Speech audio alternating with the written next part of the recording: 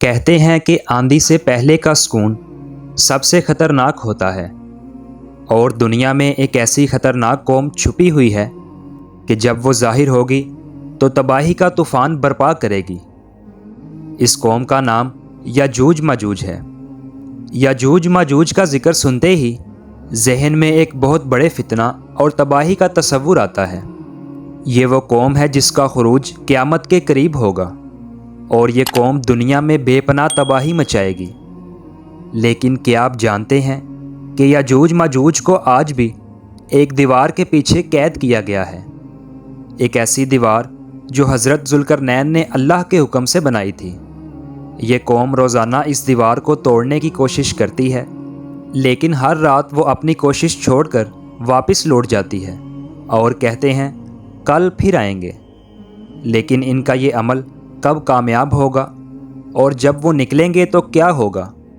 آئیں ہم اس حیرت انگیز اور خوفناک قصے کو قرآن و حدیث کی روشنی میں سمجھتے ہیں۔ ناظرین، بعض علماء کے مطابق یاجوج ماجوج حضرت نوح علیہ السلام کے بیٹے یافس کی نسل سے ہیں، اور ان کا تعلق قدیم زمانے کی ترک قبائل سے جوڑا جاتا ہے۔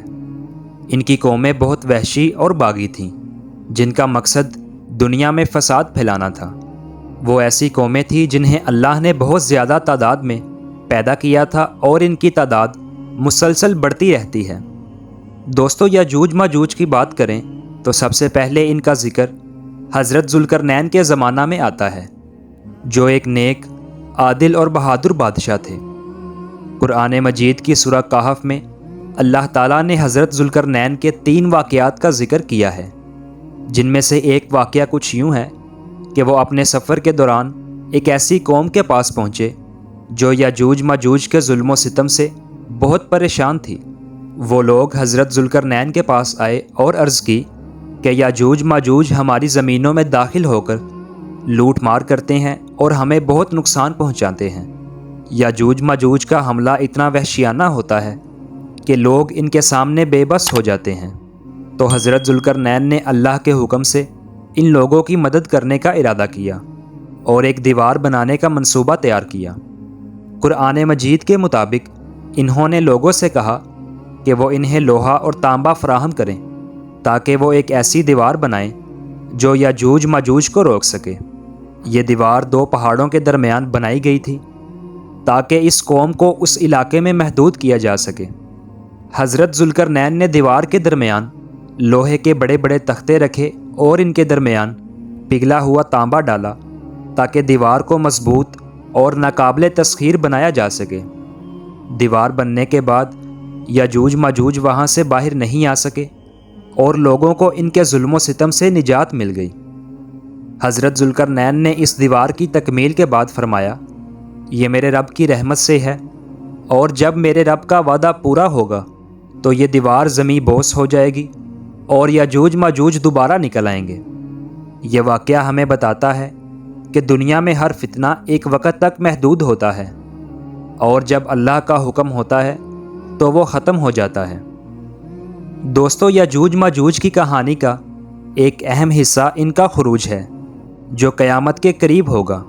جیسا کہ نبی صلی اللہ علیہ وسلم نے فرمایا کہ جب یاجوج ماجوج نکلیں گے تو وہ دنیا میں ہر طرف پھیل جائیں گے، قتل و غارت کریں گے اور فساد برپا کریں گے۔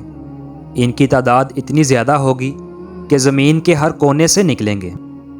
اسی طرح ایک اور حدیث میں آتا ہے کہ جب یاجوج ماجوج باہر نکلیں گے تو ان کا عالم یہ ہوگا کہ وہ دریائے تبریہ کا سارا پانی پی جائیں گے، اور ان سے پیچھے رہنے والے لوگ جب وہاں سے گزریں گے تو وہ لوگ یہ کہیں گے کہ یہاں کسی وقت میں پانی ہوا کرتا تھا۔ یہ احادیث یاجوج ماجوج کی بے تحاشا تعداد اور ان کے ظلم کی شدت کو ظاہر کرتی ہیں۔ مگر جب یاجوج ماجوج کا فتنہ حد سے بڑھ جائے گا اور دنیا میں بدامنی پھیل جائے گی، تب اللہ تعالیٰ حضرت عیسیٰ علیہ السلام کو دوبارہ زمین پر بھیجیں گے۔ یاجوج ماجوج کی تباہی کے بعد حضرت عیسیٰ علیہ السلام اور ان کے ساتھی اللہ سے دعا کریں گے اور اللہ ان کی دعا قبول فرمائے گا۔ حدیث میں آتا ہے کہ اللہ تعالیٰ یاجوج ماجوج پر ایک ایسی وبا مسلط کرے گا جس سے وہ ایک ہی رات میں ہلاک ہو جائیں گے۔ ان کی لاشیں زمین پر بکھر جائیں گی اور زمین پر ایک شدید بدبو پھیل جائے گی۔ پھر اللہ تعالیٰ ایک قسم کے پرندوں کو بھیجے گا جو ان کی لاشوں کو اٹھا کر جہاں اللہ چاہے گا وہاں پھینک آئیں گے۔ پھر اللہ تعالیٰ کے حکم سے آسمان سے بارش نازل ہوگی جو زمین کو پاک کرے گی اور دوبارہ زندگی بحال کرے گی۔ یاجوج ماجوج کا خروج قیامت کی بڑی نشانیوں میں سے ہے۔ حضور نبی صلی اللہ علیہ وسلم کی حدیث میں آتا ہے کہ یاجوج ماجوج روزانہ دیوار ذوالقرنین کو توڑتے ہیں، مگر جب رات کا وقت قریب آتا ہے تو ان کا سردار کہتا ہے کہ چلو ہم کل پھر آئیں گے اور دوبارہ یہیں سے اس دیوار کو توڑیں گے۔ مگر جب اگلے دن وہ قوم آتی ہے تو اللہ تعالیٰ اس دیوار کو پہلے سے بھی زیادہ مضبوط کر دیتا ہے۔ یوں اسی طرح وہ لوگ اس دیوار کے پیچھے قید ہیں، مگر جب ان کی قید کی مدت ختم ہوگی اور اللہ تعالیٰ ان کو دنیا کے سامنے ظاہر کرنا چاہے گا تو اس دن جب وہ دیوار توڑیں گے اور رات کا وقت ہوگا تو ان کا سردار کہے گا کہ چلو انشاءاللہ ہم کل اس دیوار کو توڑیں گے۔ جب اگلے دن وہ لوگ اس دیوار کے پاس آئیں گے تو انشاءاللہ کہنے کی برکت سے وہ دیوار اتنی ہی رہے گی جتنی وہ چھوڑ کر گئے تھے، اور یوں وہ باقی کی دیوار کو توڑ کر دنیا کے سامنے ظاہر ہوں گے اور قتل و غارت اور فساد برپا کریں گے۔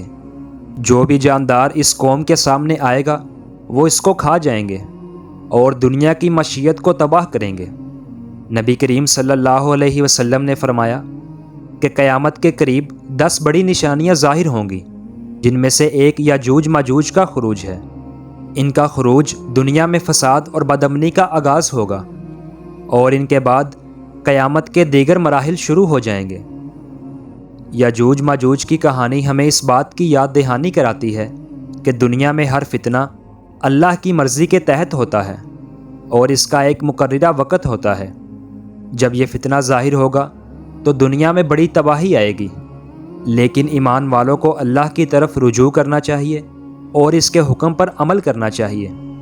یہ واقعہ ہمیں یہ بھی بتاتا ہے کہ اللہ تعالیٰ اپنے نیک بندوں کی ہمیشہ مدد فرماتا ہے، جیسے کہ حضرت ذوالقرنین نے یاجوج ماجوج کے فتنے سے لوگوں کو محفوظ رکھا۔